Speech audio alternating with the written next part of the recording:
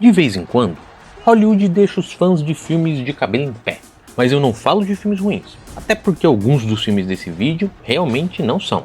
Eu tô falando de sequências, que resolvem bagunçar tudo o que você aprendeu nos filmes anteriores. Hoje a gente vai falar sobre essas continuações, que ao invés de ampliar ou melhorar a história do original, parecem fazer de tudo para destruir o que foi construído antes. Seja porque a sequência joga um personagem no lixo, muda a moral da história ou transforma a crítica em propaganda. Em Predador 1, a gente acompanha o Dutch, que basicamente é a personificação do brucutu de filme de ação. Aliás, não só ele, mas 7 soldados, bombados, armados até os dentes e seguindo direitinho a cartilha do herói de filme de ação dos anos 80 e 90. Atirar primeiro e atirar depois. E se sobrar algum tempo, atira mais um pouco, só pra garantir. Porém, a grande provocação do filme é que no fim, toda essa testosterona é insignificante frente ao predador. E só depois de perder seus 6 companheiros, é que o Dutch finalmente percebe que para vencer seu inimigo, ele precisa usar a inteligência e não a força. Que é uma ótima sátira com os filmes de ação da época, porque não ridiculariza nem o cara inteligente, mostrando ele como um CDF tonto que não serve pra nada em um combate, e nem o cara musculoso, tratando ele como alguém mais tapado do que uma porta e que só sabe resolver as coisas dando porrada. Pelo contrário, o Dutch é forte e ótimo com armas, e também esperto, ao ponto de reconhecer quando é mais fraco e de saber usar a inteligência para lidar com a situação. E eu gostei bastante de Predador 2. Mas fica difícil não torcer o nariz quando a gente vê que a ironia do primeiro filme não só foi esquecida, mas foi totalmente subvertida. Porque o Tenente Mike Harrigan não derrota o seu inimigo com um plano bem elaborado ou com uma armadilha engenhosa. Ele consegue vencer o Predador numa luta mano a mano. É isso aí, idiota! Isso acontece! E olha que ele ainda faz isso sozinho, com menos armas, sendo mais velho e aparentemente mais fraco do que qualquer um dos membros do grupo de elite do primeiro filme. Só que como desgraça pouca é bobagem, o pior de tudo é que essa situação se tornou corriqueira dentro da franquia, talvez com exceção de Prey, mas em todos os outros filmes eu tive essa sensação de que os alienígenas do nada começaram a morrer de uma maneira fácil demais pra mim. Com Predadores de 2010 sendo o filme que mais abusa desse recurso. Nele, os personagens parecem estar caçando pernilongo. Cada vez que alguém dá uma abraçada no ar, cai um predador morto. Beleza, eu exagerei um pouquinho, são só 3 predadores que morrem. Só que o que pega mesmo não é a quantidade de predadores que morrem, e sim a facilidade com que eles são mortos. E até dá pra inventar uma justificativa pra isso. Qual? É de que cada predador é um indivíduo único, com suas próprias características, e talvez nenhum dos outros era experiente ou forte como o do primeiro filme. E até faz sentido. Reforça a ironia do filme de 87, de que usar a cabeça era mais importante do que ter músculos, mas ao mesmo tempo, enfraquece ainda mais o resto da franquia, porque sendo assim, parece que ser inteligente foi só uma solução para aquele caso específico, e que no geral encarar o predador de frente já resolve. Daí o desafio dos outros protagonistas fica menos desafiador. E o que falar de Gladiador 2? Outro filme que sinceramente eu gostei bastante. Mas que é impossível a gente não pensar que se o Lucius é mesmo filho biológico do Maximus, considerando a idade que ele tem, o que provavelmente aconteceu é que o Maximus traiu sua esposa com a Lucilla. Uma situação que além de já ser problemática por si só, ainda desmistifica toda aquela história trágica de um homem leal e devotado à família em busca de vingança. E querendo ou não, acaba tirando um pouco do peso emocional do primeiro filme. Em defesa de Gladiador 2, eu tenho que dizer que aquela cena do beijo na prisão entre o Maximus e a Lucilla, lá no Gladiador 1 ainda, já tinha me incomodado um pouquinho nesse sentido. Tudo bem que ela foi o primeiro grande amor do Maximus, mas àquela altura do filme, considerando que tudo que ele estava fazendo era pela família, a cena pareceu meio forçada, sabe? E eu acho que ela só tinha uma função na trama: atender uma necessidade de Hollywood, que é enfiar um romance em todos os seus filmes, mesmo que ele não seja necessário e que pareça deslocado na história. Só que um beijo é uma coisa, um filho é outra, e esse suposto caso de adultério tira um pouco do charme e da integridade do protagonista de Gladiador 1. Sem falar que tá na cara que essa premissa foi empurrada de qualquer jeito só para justificar o desenvolvimento de uma continuação. O que na verdade nem faz muito sentido, porque pensa bem, se o Lucius e o Maximus não fossem parentes, o filme seguiria exatamente pelo mesmo caminho. E se o caso era usar o nome do Máximos para atrair quem gosta do primeiro filme, é só lembrar que o Lucius, quando era criança, era um grande fã do Máximos. Então faria todo sentido que quando ele se viu forçado a virar um gladiador, ele se inspirasse no seu ídolo para tentar sobreviver dentro da arena. Mas poucas continuações conseguiram irritar tanto o público quanto Alien 3. Quando logo no começo do filme, a Newt e o Hicks, dois dos personagens centrais do filme anterior, morrem da maneira mais estúpida possível. A produção dá um fim neles de uma forma completamente seca, fria e talvez o que mais incomode todo mundo, fora de cena, sem qualquer tipo de desenvolvimento, sem nenhum impacto, sem nenhum tchauzinho dramático. O filme consegue jogar no lixo, em questão de minutos, todo o esforço que Aliens o Resgate fez para criar esse apego entre a gente e eles dois. Fora que isso também esvazia o sacrifício e os riscos que a Ripley enfrentou. Porque boa parte da tensão do segundo filme gira justamente em torno das tentativas dela salvar Newt, gerando inclusive uma relação quase maternal entre as duas. E de repente, todo o esforço da protagonista e toda a entrega do público simplesmente não serviram para nada. E não que o problema seja especificadamente a morte da Newt e do Hicks. Essa tragédia podia funcionar como um ponto de virada na história, ou de repente, como um gatilho para abordar temas como perda, luto ou desilusão. Mas se fosse construída com propósito, bem amarradinha na trama, e não da forma preguiçosa como foi. Fazendo isso, Alien 3 não só apaga o lado emocional do filme anterior, como passa a sensação de que nada do que a gente viu antes teve alguma relevância. Como se fosse só um contratempo pelo qual a Ripley passou.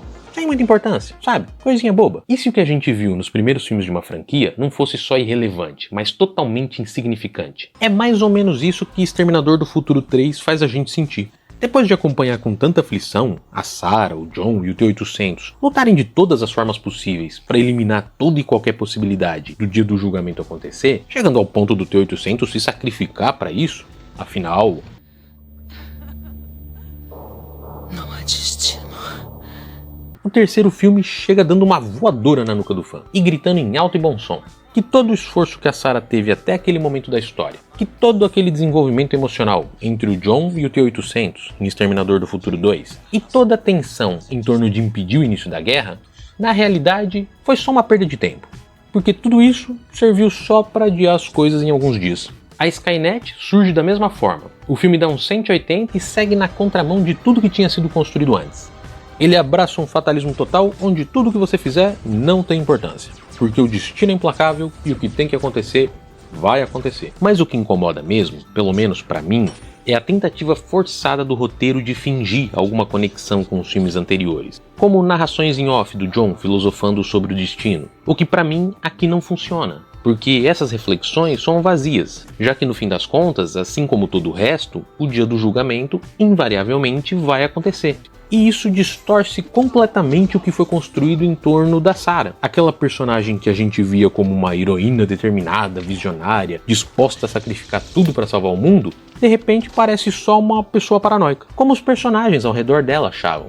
Porque se a guerra era inevitável de qualquer jeito, então para que tanto esforço, tanto sacrifício? Agora, se esses filmes erraram ao contradizer seus antecessores, pelo menos eles não reescreveram nenhuma cena. Quando Homem-Aranha 3 decide que, na verdade, o ladrão que matou o Tio Ben foi o Flint Marko, o Homem-Areia, um comparsa que nunca tinha sido citado antes e que caiu de paraquedas na história, mudando completamente o que já estava estabelecido, e ainda tenta introduzir uma justificativa sentimental para a participação dele no roubo, o filme tira todo o peso daquela culpa que o Peter carrega, e também todo o sentido da famosa frase. Lembre-se, com grandes poderes, vem grandes responsabilidades. Uma frase que não é só bonitinha, mas serve para definir o herói desse universo. Uma alteração que honestamente diluiu completamente a base emocional do protagonista. A culpa do Peter desaparece. Sua motivação para fazer o bem perde força. Toda aquela dor que moldou o herói lá atrás agora virou só um mal-entendido, fazendo o arco do personagem que foi construído nos outros filmes enfraquecer muito. É como se o filme tivesse medo de manter o Peter com aquela responsabilidade, sendo que essa responsabilidade é o coração da história de Homem-Aranha.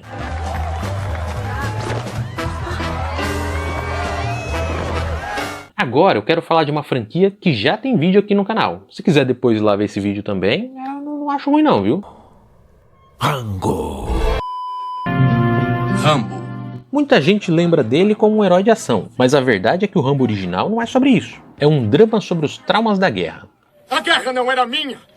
Você me chamou, não pedi pra ir! O John Rambo não é um patriota musculoso com uma metralhadora. Ele é um veterano quebrado, rejeitado pelo próprio país e que não consegue mais se encaixar na sociedade. Tudo o que ele queria era um pouco de carinho. Só isso. Se sentir acolhido por alguém.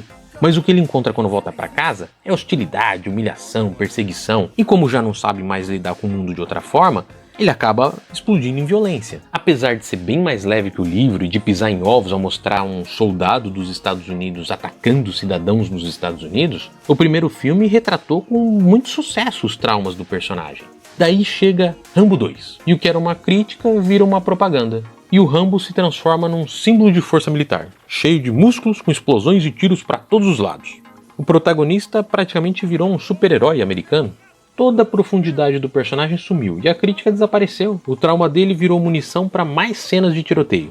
E não me entenda mal, Rambo 2, A Missão, é um ótimo filme de ação e que vale muito a pena como entretenimento. Mas se você assistiu o primeiro filme com um pouquinho de atenção, vai perceber que o Rambo virou exatamente aquilo que ele criticava. Tem outras sequências que contradizem ou anulam a importância dos filmes anteriores, mas que particularmente não me incomodam tanto, porque sinceramente eu não considero muito essas continuações. De uma forma geral, como um filme isolado mesmo, eu não acho grande coisa. Como Halloween 2018, que toma uma decisão que muda bastante a essência da franquia, quando decide eliminar a ideia da história original, mencionada no segundo filme de 81, de que a Laurie e o Michael são irmãos. Pode parecer só um detalhe, mas isso muda completamente a motivação do Michael. A obsessão que ele tinha pela Laurie deixa de ter uma razão mais complexa e passa a ser só uma escolha aleatória. Pode funcionar muito bem como slasher, mas acabou com um laço parental, que era exatamente o que dava um diferencial para a história dos primeiros filmes. Ou a esquisita escolha de roteiro de ninguém se lembrar dos membros de Caça-Fantasmas em Caça-Fantasmas Mais Além, mesmo depois de eles aparecerem na TV literalmente salvando o mundo no filme original.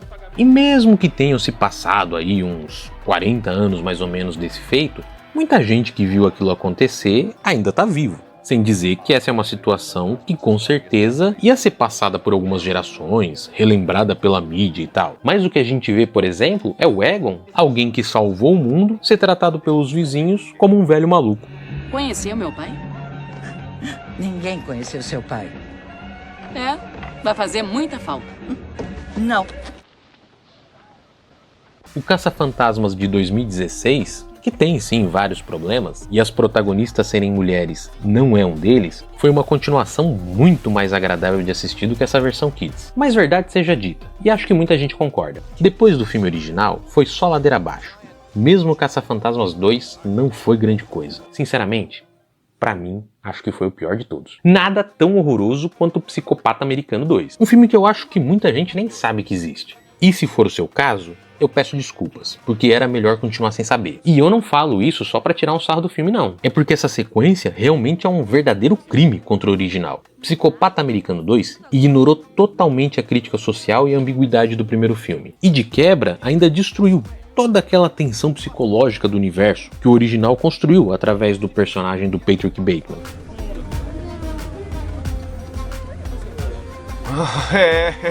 No lugar disso, essa continuação entrega um terror genérico, daqueles de adolescentes numa faculdade, sabe? E que nem como esse terror genérico funciona bem. E o que dizer de continuações que reescrevem toda a mitologia da história como se tivessem sido feitos por alguém que nem sequer assistiu os filmes originais? Tem duas que eu não consigo engolir, mesmo não sendo fã nem das obras originais. No primeiro Highlander, a gente tinha os imortais vivendo entre os humanos há séculos, duelando entre si até sobrar um. Sem muita explicação de como eles surgiram ou exatamente qual é o prêmio que o último sobrevivente ia receber, o que pode dar a sensação de que a história é um pouco incompleta.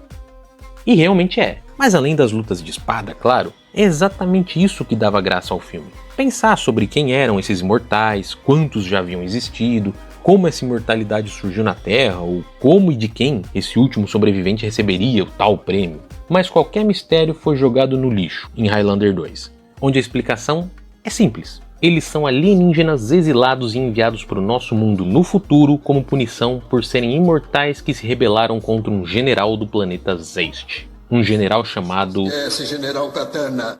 Sutil, não? E tem também o Boneco do Mal 2. O primeiro filme é um suspense que gira em torno do boneco Brahms. Segura a onda aí que eu não tô falando de cerveja não. Tô falando desse boneco. que não é nada mais nada menos do que uma distração para esconder o verdadeiro vilão do filme.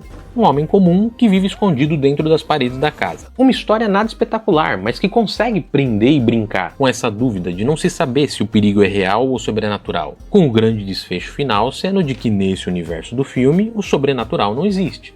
E isso, claro, até o universo ser virado de ponta cabeça em Boneco do Mal 2, onde o perigo passa a ser 100% sobrenatural, causado por espíritos malignos e possessões. Para fechar, quero falar de duas continuações que preferiram ignorar totalmente a evolução dos personagens ou da história para repetir uma fórmula que deu certo. No filme Um Agente Nada Discreto, Austin Powers apresenta toda uma jornada de autoconhecimento em meio à comédia. Ele aprende a viver nos anos 90, evolui como pessoa e se torna mais maduro, chegando até a construir uma relação séria com a Vanessa, que, diga-se de passagem, também tem o seu próprio desenvolvimento ao longo da trama. Mas tudo isso some em Um Agente Bom de Cama, onde a Vanessa se revela um robô assassino que explode já nos primeiros minutos do filme, abrindo espaço para o Austin voltar a ser o mesmo personagem do início do primeiro filme. Como essa é uma franquia de comédia pastelão e o Austin do primeiro filme é extremamente engraçado, eu particularmente acho que dá para passar um pano tranquilo. Até mesmo porque, sendo sincero, é esse jeito canastrão e mulherengo do Austin que faz a franquia funcionar. Mas é nítido como essa sequência preferiu resetar tudo só para repetir uma fórmula que funcionou antes. Eu não vou morder. Com força. Exatamente como em Matrix Ressurreição, onde o sacrifício do Neo e da Trinity, lá no final da trilogia, é completamente ignorado. E por alguma razão os dois são trazidos de volta à vida, numa explicação bem fraca, que diminui muito o impacto emocional da morte deles e que estraga toda a conclusão épica da saga anterior, que já é um pouco inflada, se a gente pensar que a história do primeiro filme funciona muito bem sozinha. Porém, esse é outro caso que eu acho que dá pra fazer uma vista grossa. Não porque o filme seja bom, porque realmente não é, mas porque Matrix 4 tem um tom irônico, praticamente zombando da própria existência. Todo mundo deve lembrar que a Lana Wachowski não queria fazer a continuação, e só topou por pressão do estúdio, que meio que falou, vai com você ou vai sem você. E daí ela aproveitou para fazer Matrix 4 como uma crítica às sequências forçadas feita por dentro da própria sequência. Para começar a trabalhar no Matrix 4. E quem sabe quantos mais? Sequências não precisam necessariamente seguir à risca tudo o que o original construiu, mas também não precisam simplesmente ignorar ou reescrever as coisas de um jeito que diminua o impacto do filme anterior. Só para reforçar, a ideia aqui não é atacar continuações, refilmagens ou reinícios. A ideia é comentar algumas incoerências num bate-papo leve sobre algumas curiosidades desses filmes. Eu particularmente não sou contra nenhum tipo de sequência. A gente vai lá e assiste o filme. Se for bom, ótimo. Se for ruim, tudo bem também. Desconsidere e segue a vida. Muitos roteiristas e diretores fazem isso. Quantos deles, por exemplo, não ligam um quinto filme diretamente ao segundo e ignoram o terceiro e o quarto? Isso acontece com alguns filmes que eu falei aqui nesse vídeo, como Halloween 2018, que ignora vários dos filmes da franquia, ou Highlander 3, que é uma sequência direta do filme original e exclui o segundo, e se eles podem fazer isso, você também pode. Agora, se o problema é que você tem algum carinho pelo filme original, é só você lembrar que ele continua existindo do mesmo jeito, independente dessas continuações ou refilmagens. Então não precisa esquentar a cabeça com isso, beleza? Muito obrigado para você que chegou até o fim, um abraço e até a próxima.